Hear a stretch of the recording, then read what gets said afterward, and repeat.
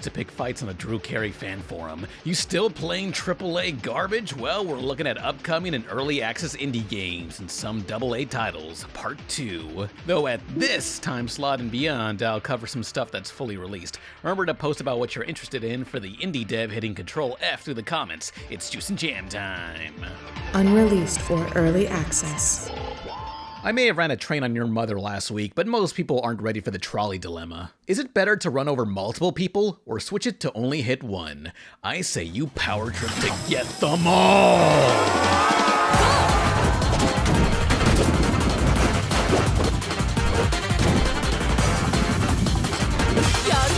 Genetically engineered to be everything I want, but in the form of a train, DenshAttack is a lot of things. Developed in Barcelona with a love for Japan, this is an on-rails platformer with skateboard tricks and combat against bosses and rival gangs. You gotta make it to the end of the stage doing some Tony Hawk stunts throughout. This train's gotta grind those rails as if Frida Kahlo is in the way. Giant robots, gungoro chicks, baseball, a giant snake tunneling through the desert, it's all things Japan's known for. With music by T. Lopez from so many Sonic games past Mania, this is the hypest a game could ever feel. It wants to be that weird Japanese arcade title you only hear about through Gamer Magazine's screenshots. DenshAttack!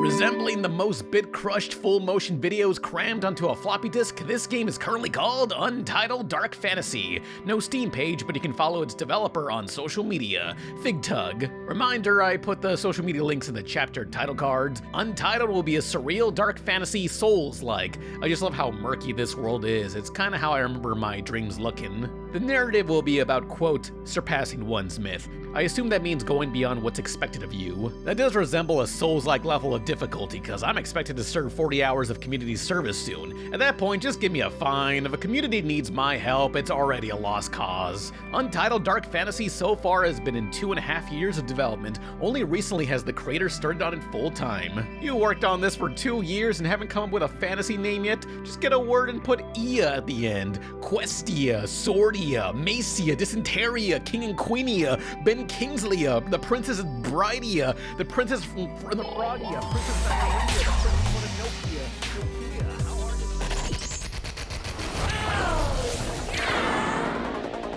how are you? Oh, so you want to be a star. And what are you willing to give up? Live from an interdimensional cable show is Gods TV, a solo and co-op roguelike. Battle and survive through dungeons, get destroyed, and revive backstage in the hub. After a roguelike run, you'll be talking and romancing other characters while also seeking sponsors or gods. Depending who you sell your soul to, your loadout, upgrades, and fashion will be altered. And speaking of fashion, these characters were designed by Anna Kadish, whose characters have been featured in various music videos from the Russian band Glukosa, like glucose. I only know that word because of a Nickelodeon PSA. All words that rhyme with gross. Gods TV was going to be published by the studio known for Payday, but after Payday 3 failing, they didn't have the money to support other studios, so they dropped Gods TV. Thankfully, they had a successful Kickstarter giving us more features than they had planned. More bosses, locations, romance, and even a 2-player co-op mode, where you're still encouraged to work together, but also screw over the opponent. It is a game show after all. March 26, 2163.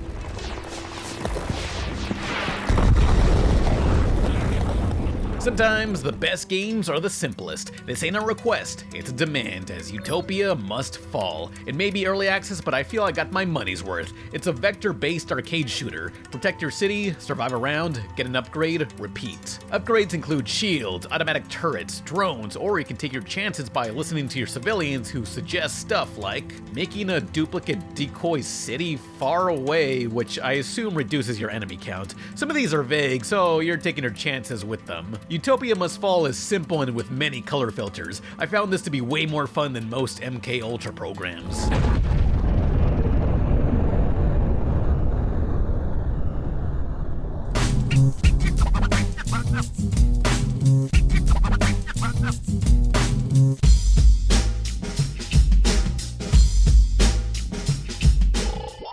Going back sounds tempting, doesn't it? But if we're always looking back, we'll miss everything the present has for us.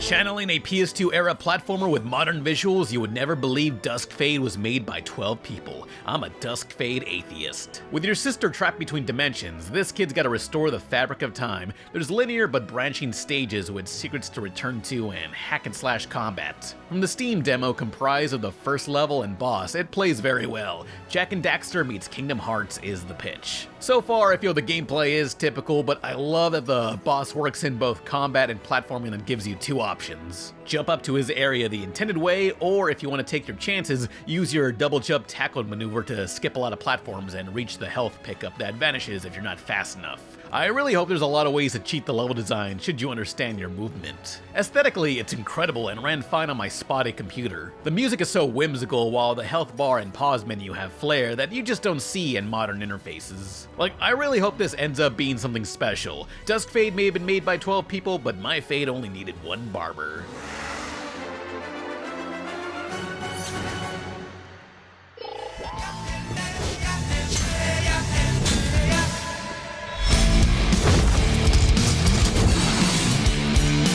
Sometimes I want to make everyone in the living room feel embarrassment for the game I'm playing. These people would die of shame if they were in my position. That's what makes them weak. You're either a gooner or a goner. Swords and Slippers is a dark comedy spectacle fighter fairy tale. You versus a ton of enemies all at once. Action looks both fast yet heavy and clangy at the same time. To change it up is your choice of deck building special abilities. Rearrange your combat loadout before a randomly generated roguelike. Yes, there are a few roguelikes in this video, but to repeat myself, it's like replaying an arcade game slightly differently each time.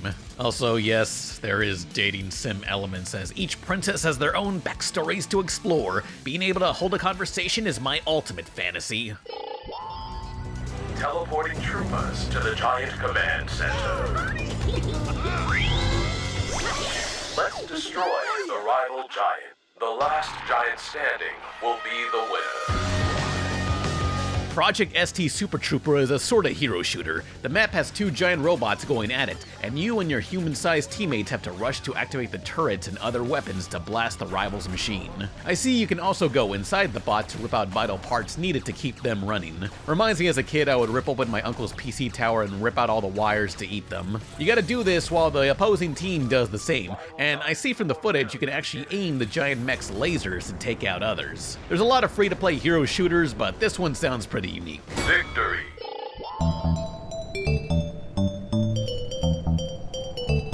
Thank God Nintendo never trademarked the word kart with a K. Mythic Kart Maker is the RPG maker of kart racers. Drive on the road to manually make your own track or do it manually via mouse pointer. Featuring some Saturn-era looking 2D renders of 3D objects, you have themed locations like forests, volcanoes, caves, ancient ruins, and more. The solo dev does want to include the ability to add your own racers and other assets. Early development has started with plans for releasing in 2027. There will be pre-made tracks and the ability to share online.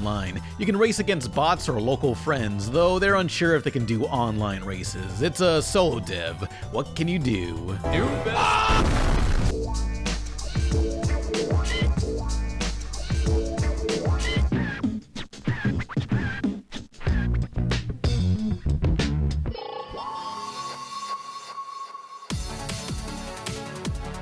No one brought chips to the gay bash, so go wishlist Kid Bash, Super Legend. Hoping to fill the void of Mega Man X, Kid Bash is a speedy action platformer allowing for melee and long-range attacks. Swords, bombs, fists, and more. It's a roguelike that adds elements of Kirby 64 and Gunstar Heroes. That's right, you can combine weapons. Fist and sword make a hammer, guns and bomb equal shurikens, swords and gun make a buzzsaw projectile. It's a mechanic not enough games use. The art resembles clay, kinda like those old Nintendo Power issues. A fun style as the story follows an abandoned gaming icon the world has forgotten about. That's my specialty. I'll never remember my own social security number, but I will remember Zero, the kamikaze squirrel. I ain't letting them forget that. Oh yeah, you can also modify your town hub, which will add upgrades to your run. Earn resources to add or even expand buildings for the villagers. Make tough choices like cow or chicken. See, the cow gives you extra health once per run, but the chicken gives you extra damage.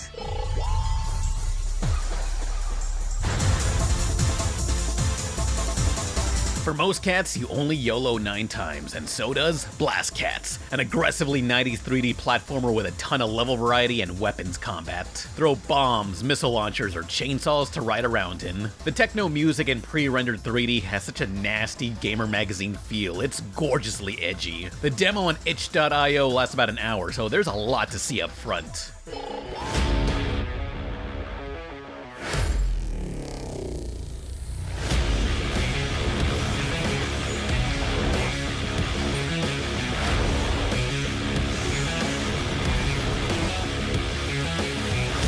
Now, I'm a huge fan of Twisted Metal, both the games, the show, and metal sculptures in general. I love these guys.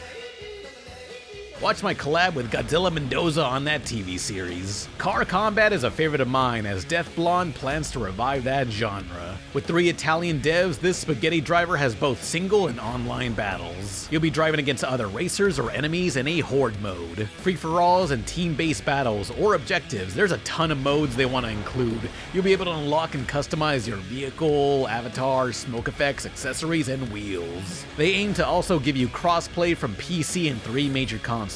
Already that sounds like everything I need, and it's cel-shaded. It's no living brunette. This is Death Blonde.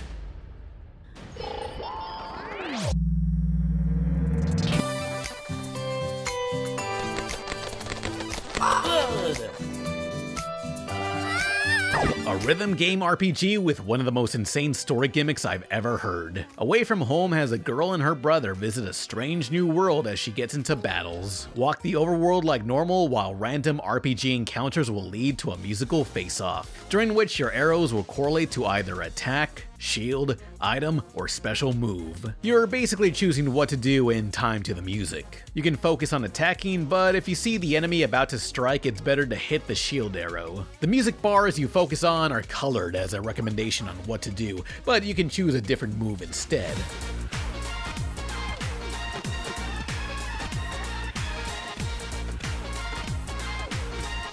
I appreciate how there's 2 versions of certain environments, the typical grid overworld, or the more stylized fisheye lens during the rhythm battles. That alone is fun already, but where it gets crazy is the sorta Schrodinger's cat fairy mechanic. I think that applies to this. Story-wise, the locations only exist when your character is in that location. Depending where and when you exit the game, the world will be altered as it's constantly decaying. When you come back to the game, you may see minor or major changes occur. If you're curious how that's gonna play out, go wishlist Away From Home. Oh, turns out it might already be released by the time you watch this.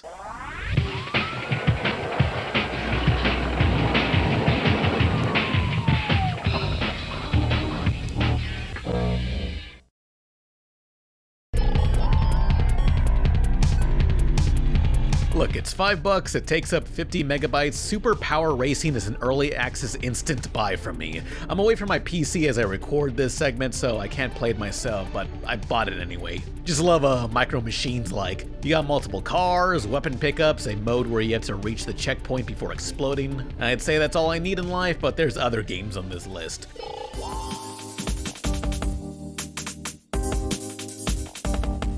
Well, the last game featured an ice cream truck named Mr. Whippy. That same truck shows up in the racer of the dev's friend, Super Polygon Grand Prix, and in turn they share custody of a red F1 car. SPGP is a low poly racer featuring 30 cars racing at once through 48 tracks and over 70 cars to choose from. Damn, you'll be drifting through locations based around the USA, Rome, Tokyo, and London. Yes, London, exactly as I remember it. Yeah, it does have a mix of realistic and wild locations, and like with the last game, it's simple, but it's everything I like.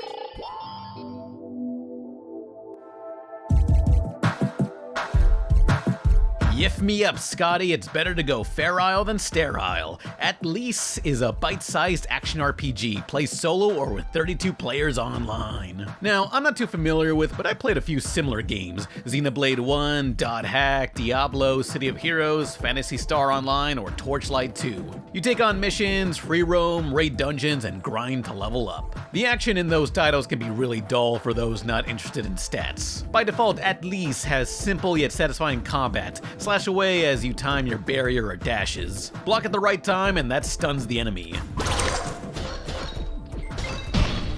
Plus, with a single dev, the worlds aren't that big and you'll end up in the same one town after death or logging on. At any location, you can teleport to the hub, leaving a warp zone. That warp zone stays open so you can continue where you left off on. I got really hooked into this game's speedy combat, though as an early access title, it's missing a lot of basic features like a map or waypoints. Outside the dots telling you someone's there, the radar is useless. Then again, that's how radars usually work, but not in games. Again, it's small scale and mostly linear areas, and there's a wikia for any creatures you're looking for. It does provide a sense of mystery as to where you're journeying next. The gloomy fog and Dreamcast textures feel so authentic to the era. The single developer didn't expect so many players hooked in so fast, but they've been releasing updates steadily. Oh yeah, you can also create your own character, which are various species of animal hybrids. There's different body types, so you can alter the proportions and no, why? No, yeah. The game warns you, it's very suggestive, but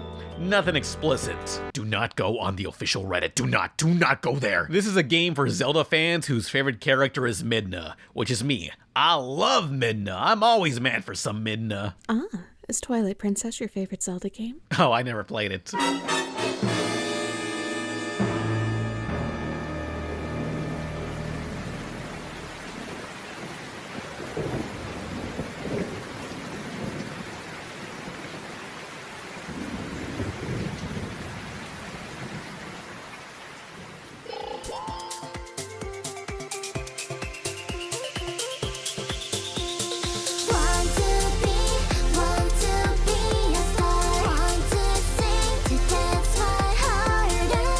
The creator of Frog Gun is Twinkles' Galactic Tour, a 3D platformer where the platforms in the rest of the world are synced to the music. Though you platform at your own pace, you don't have to worry about any rhythmic mechanics, it's just aesthetic. Twinkles is surrounded by blacklight colors and a narrative about a struggling artist wanting to be a singer. Obviously that's what I'm into, and same visually. I enjoyed the creator's previous title, Frog Gun, a puzzle run and jump with a grapple hook mechanic. I remember being fascinated by the art, yet was hesitant. Am I gonna enjoy a medium-paced puzzle game with such blocky movement? I ended up playing way more levels in one sitting than I had planned, so try that one out too.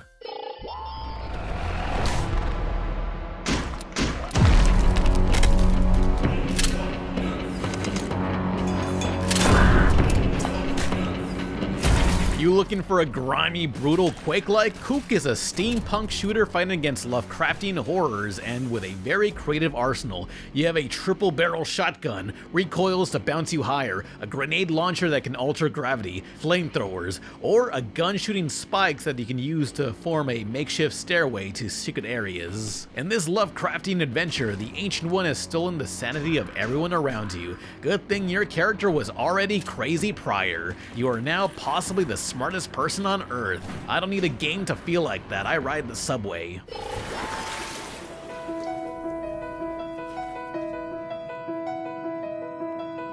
Anyone making an underwater adventure is insane, and unfortunately it's not enough to institutionalize someone. Why? Because figuring out good swim controls is hard, but the Azure Project is focused on movement that won't disorientate the player. Said to be Spyro the Dragon mixed with Abzul, you'll be exploring puzzle solving and battling underwater. The locations already feel so populated with schools of fish and ancient ruins. Plus, the game will feature water effects. Sign me the f*** up! I'm sure this will bring back precious memories of me and my dad playing Echo the Dolphin and not knowing what the hell was going on. It's hard to find info on the Azure Project since Microsoft has that name, so look up the studio Broken Tail Interactive, or remember the social media links I put in the chapter cards. The studio has some interesting videos on what it takes to make a game focused on swimming. Up, down, left, and right directions. Each of these actions and transitions had to be animated by hand, and it was a process that I enjoyed very much. Especially adding all the little details, like how Az will effortlessly move his weapon out of the way so he does not cut his tail on the sharp end of it.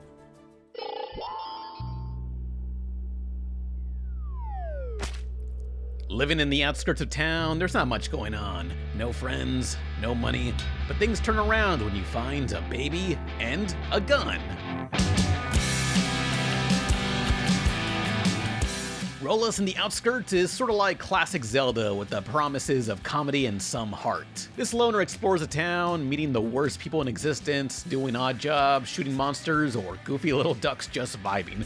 I love them and feel guilty about hurting them. All your equipment has multiple functions, like a point-and-click adventure. NPCs will react differently to each item you present them, and you can use them on yourself. It's a secondary function. Shoot yourself with a pistol, use the flamethrower to light yourself on fire to run into enemies, or throwable beer bottles can instead be drunken. From the demo, there was a lot of funny moments, like I walked into a house to meet a guy who tried to hang himself, yet survived. You own a house and you don't want to live? Are you serious? The man's got second thoughts, but you can check his computer. On screen, we see he's part of a forum of people who flash their junk at women, to which you can turn on the ceiling fan as his body is just swinging around. Yeah, expect a lot of that humor in Rolus In The Outskirts.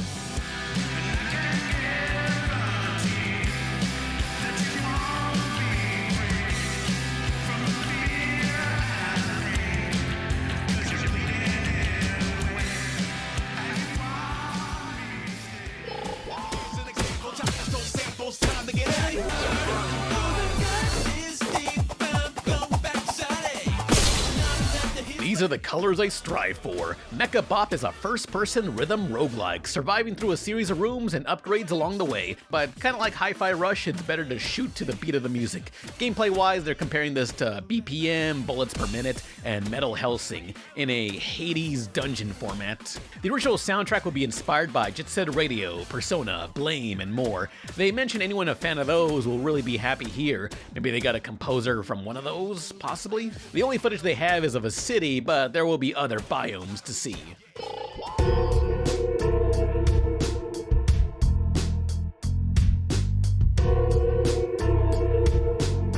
A game so odd, even the creator found it difficult to explain it to me. Kowloons Curse. Kowloon referring to massively dense cities in China, tunnels and layers of commercial and retail spaces. Like many titles on here, I found Kowloon via GIFs on Twitter. It's got grime and bloom effects, but what do you do? Well, it's a crime fantasy. I believe explore the city, talk to people, and get into turn-based combat. If you want a sample of this, they recommended the prologue that's free on Steam. Kowloons Curse, Lost Report. This one has a grid-based style of movement, so you and your friend are hired to retrieve a briefcase as it all spirals from there. The world is surreal, full of humans and odd creatures. Your best friend is such a prick, like admire how shameless he is at times. Dialogue sounds so nonsensical but ends up being important down the line. It's fascinating and kind of funny. If you're also confused with what's going on, it's free. Give it a try.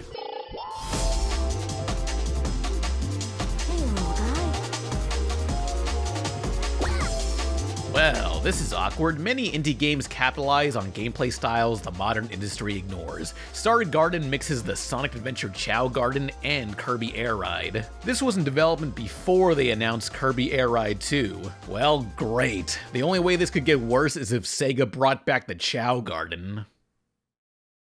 I said this could only get worse as if Sega brought back the... never mind. Kirby's vehicular return intimidated the indie team at first, yet one of the members, Chow Mix, tells me it was for the best. What Air Ride 2 does and what Star Gardens plans to focus on are two different things. Surface level, Gardens is the city trial of Kirby Air Ride, a battle arena collecting power-ups until the timer runs out. Then, it's combat time. This was kinda like Fortnite, but now with the influence of Fortnite bleeding in. You ride around in various hoverboards, but those boards are actually an upgradable pet called Loomies. Inspired by Sonic Adventure's Chow Garden, you play to give them more food to raise their stats, as those stats correlate to a board. While Air Ride 2 had been announced by this point, that did not stop the Kickstarter raising about 10 times their goal. Now we got unlockable characters, roller air skate vehicles, guest characters from indie games I covered before, and an upcoming comic by a mutual, all console ports, Halloween and Christmas variant locations, music by Sonic and Kirby veterans, TJ Davis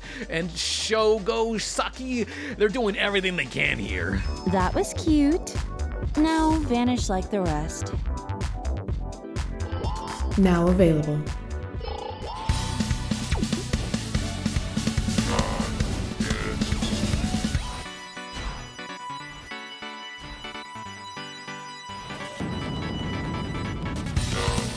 Most Bionicle fans have never seen sunlight, and if they did, they'd give it a Polynesian name while explaining it's a living robot cervix or whatever. If you got a problem with that, meet me in the court. It's Robo-Dunk. NBA Jam meets Lego. A roguelike allowing for a series of quick rounds, various bots that play differently from each other, special moves, weapons, and many perma upgrades to unlock. Dunk features a faux stop-motion look. Some of these robots were first built in real life with Legos, and then recreated in 3D. After a few rounds, you'll even unlock bits of lore telling you about the mystical force they worship called Dunk. If you love reading lore dumps, you'll enjoy this. I'm not much into sports games, but Robo-Dunk had me dribbling all night when I should be working. In the streets, we call that ballin' for soup.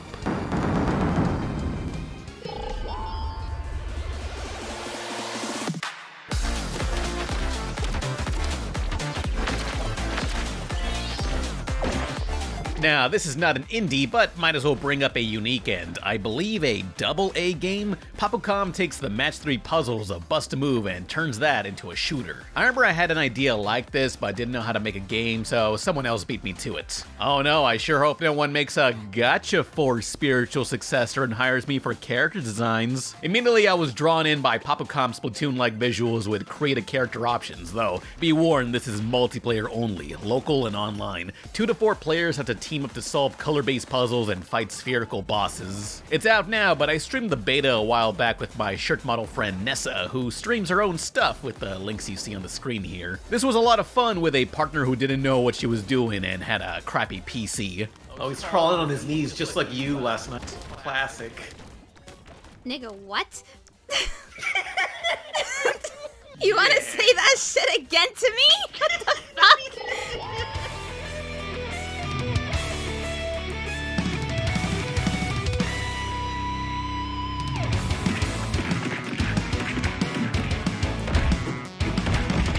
There's several Smash Brother wannabes, but how about a Subspace Emissary wannabe? I don't want to just fight, I want to go on an adventure. Sakurai is a coward who refuses to do that again, so we need Decline Drop, a level-to-level beat-em-up platformer. Directional based combat, physics objects, and puzzles that require melee skills, this game quickly showed me how unique it was by mixing up so many familiar elements. Combat is smooth with so many enemies at the same time. I love pole vaulting off them to reach a secret higher area. Normally, beat-em-ups give you a whole square to walk around in 3D space, but with a flat platformer format, it feels so much faster and mobility focused. I always wanted more combat platformers like this, Guacamelee, or Sub-Zero Mythologies. No, this is not a Metroidvania, it's a series of linear levels with branching paths like many 2D Nintendo games. I always prefer this structure instead of all the overwhelming mazes in Metroidvanias. Decline Drop is on PC with a Switch and Xbox port coming around February 2026.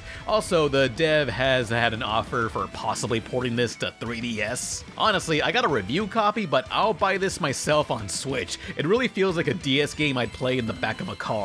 Sadly, I don't have anyone to drive for me, and my roommate is too afraid to merge on the highway, so that era of childhood is over.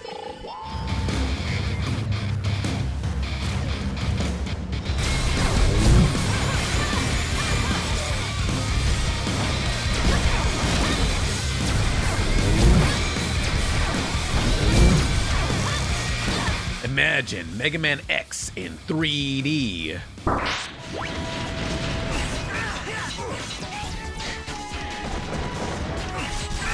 Okay, well, imagine that, but if you could run faster than 5 miles per century. Protodroid Delta feels like a PS2 rental I have fond memories of. Run, jump, dash, and shoot to reach the boss. Most of the attention must have went to making sure the maneuvering feels the smoothest. Sure, you can blast enemies, but sometimes you gotta book it and see how long you can last. Now, the stages do go on for an hour, but you can save, quit, and return to any checkpoint. For long stretches, it can feel repetitive with the same couple of moving platforms and enemy types.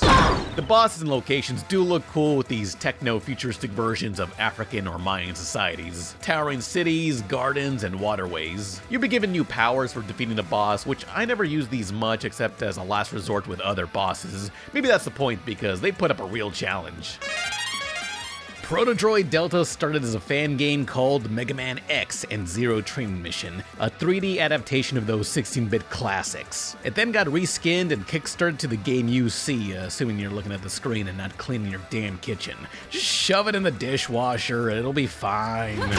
Honestly, one aspect that feels truly nostalgic is the aiming. Every third-person shooter today has the same over-the-shoulder targeting Uncharted and Gears popularized, but Protodroid feels like a refined version of the early 2000s where every shooter had a totally different auto-aim. A very experimental time of no one knowing what the hell they were doing. Some had auto lock-on that shot wherever, some shot where the character was facing regardless of the camera. It was kinda ass, even Thomas Crooks could aim better than this. Protodroid Delta instead relies on the modern, where the camera points is where the vintage auto-aim shoots. A mix of old and new. Good aim and controls, though kinda repetitive with the same few assets. To me, this is the best 7 out of 10 PS2 rental ever. Sure, there's room for improvement, though I love my linear level-to-level action games, and it costs like $20, so it's worth the price.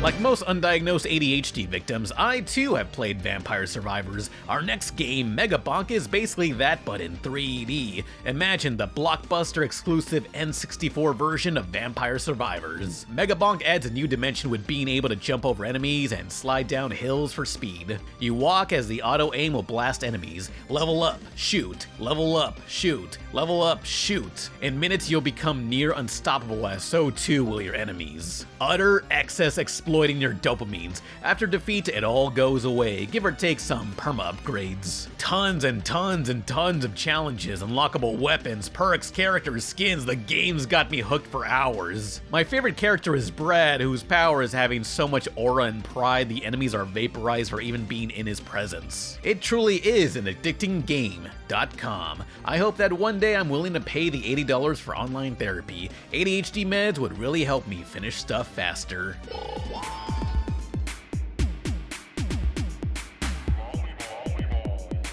Shooty Robot Invasion tells you the whole story in the title. Recruited by the military and desperately in need of pants, you have to save the Earth on your own. Dropped into a hub map, you wander around fulfilling requests or blasting robots, and just robots because I'd feel guilty if I shot anything else. I am the only ethical KMFDM fan. Straight up, I'll tell you, the bullet hell shooting and dodging is pretty standard, but one mechanic I like is using melee to pogo on enemies to reach other enemies. What you're really here for is goofy character interactions that had me laughing on occasion. The game has the personality of a Newgrounds cartoon with both cynical and cute characters constantly frustrating you. There's a ton of fun gimmicks to change up the gameplay, carnival games, cowboy standoffs, and other weird stuff to mess with.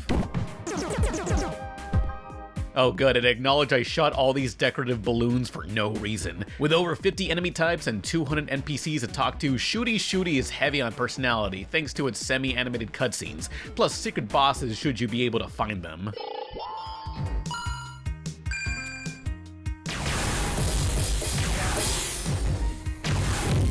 Most people don't have the hush money to match my freak, but you can match 3 in a puzzle game. WaveCrash is a sort of puzzle fighter. Run on tiles and rearrange them. Once 3 or more are matched, they shoot out. These can either hit an enemy or temporarily lock their blocks. Of course, every character has their own special moves and color palettes to unlock. It's a unique fighter, though it doesn't have too many stages and there's no online. Playing local multiplayer on a PC just doesn't feel right. Hey, let's all gather around my computer. Please ignore my Love Hina anime wallpaper. I swear it's for the retro aesthetic. Its solo dev moved on to other games, though I wish they ported WaveCrash to Switch or something. Would love to have tried this with others. I'd feel sad about them quitting, but I've grown used to my abandonment issues.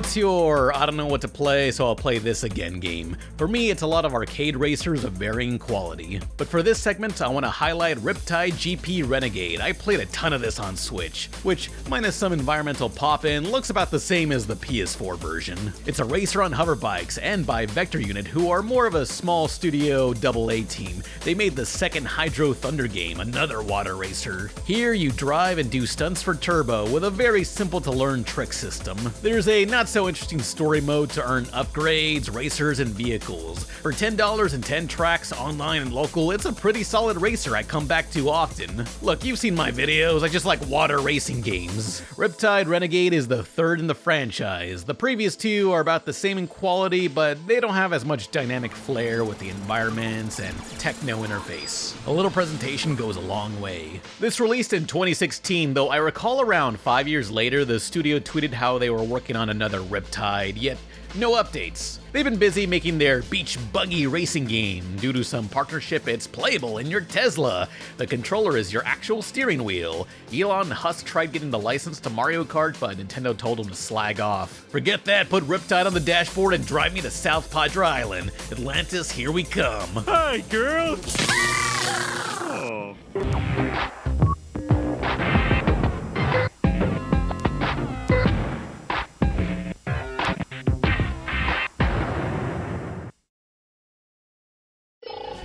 The Scepter.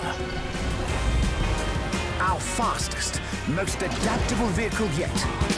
While being convicted of voyeurism does not make you a spy, this next game will. Agent Intercept. Mixing together old Spy Hunter games and a bit of Star Fox 64, Intercept is an on-rails driving action game. With your transforming vehicle, you'll focus on timing your drifts and shooting enemy spies. It's simple with a ton of cinematic polish, fully voiced banter, and brass instruments. Get this attack force down to a manageable size. We'll show her Ragnarok. This is not an endless runner, nor randomly generated. Each stage is handcrafted and builds up to a massive set piece. That's what I prefer, though what I don't like is that it's a bit too automated. Like, let me aim on my own, some parts feel too scripted, and I feel like the 3D models were on a different wavelength from the 2D profiles. In-game it's wonderfully saturated while the characters are drawn so dull and grounded. Everyone's wearing white and beige clothes. Feels like this needed more 60s mod fashion, go-go dancer stuff. Things you'd see in Austin Powers or No One Lives Forever, you know?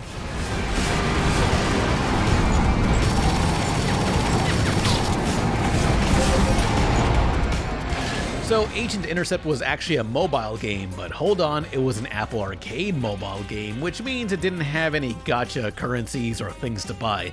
Just a normal game. It's no longer in the arcade, but lives on in Steam and consoles. Go into this expecting a flashy, cinematic, scripted arcade shooter.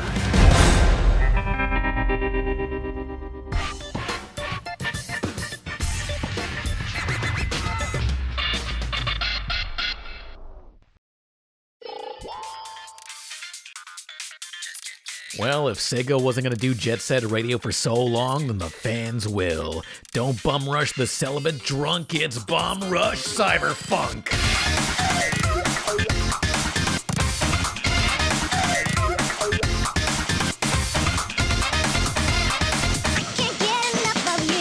Bomb Rush Cyberfunk. The gameplay loop has you exploring a map and graffitiing over any markings by rival gangs, plus some platformer and trick challenges along the way. A good platformer to me is looking at a high area and thinking, how do I get up there? It's rewarding once I figured it out because I'm easily amused. So much to explore in such a gorgeous city. Now, when I'm looking back to the inspiration, Jet Set Radio, it's pretty clunky to play now. Bomb Rush manages to surpass and refine its influences. My only issue is the combat. I'm surprised there is any. It's odd a game so focused on music has such soft sound effects when landing punches. It feels so weightless. Though using mobility to take out these turrets is a far more creative way to use the game's mechanics. Of course, the soundtrack's full of techno with even tracks that feel very 70s funk, things that resemble Parliament Funkadelic. Like, it's one thing to be inspired by Jet Set Radio, but I'm glad they researched what inspired that.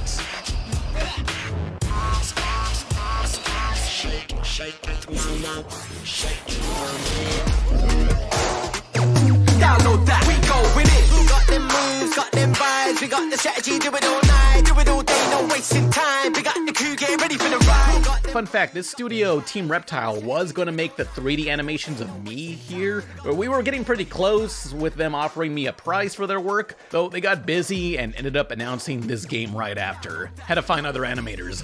Not gonna lie, it would be awesome if I was driving through a city. There is still some overlap, like my friend Froyo Tam, who helped design the game's phone interface. She was part of the team that made the 2025 Mountain Dew logo and my current intro. Also, that cell phone interface I totally ripped off for the notifications in my cartoon, Loki IRL, which also has a few songs by 2 Mellow, and so does this game. It's not a true Jet Set successor unless it inspires people artistically, and this clearly did for me. Peak game, it's getting the sequel, as Sega is announcing a Jet Set revival with more modern graphics styles. How's that gonna turn out? I don't know, man. Wait, guys. Sega may have let us down during the Game Awards, but did you see this? Cologne of Jet Set Radio. That's the design you're going with. At least the website looks cool. Don't you want a rematch? DJ Professor K here, the last free voice in the city, baby. Here's a long-distance dedication from the kids on the street. Dear Security Goon Squad, we want to thank you for being you. Slow, weak, clueless.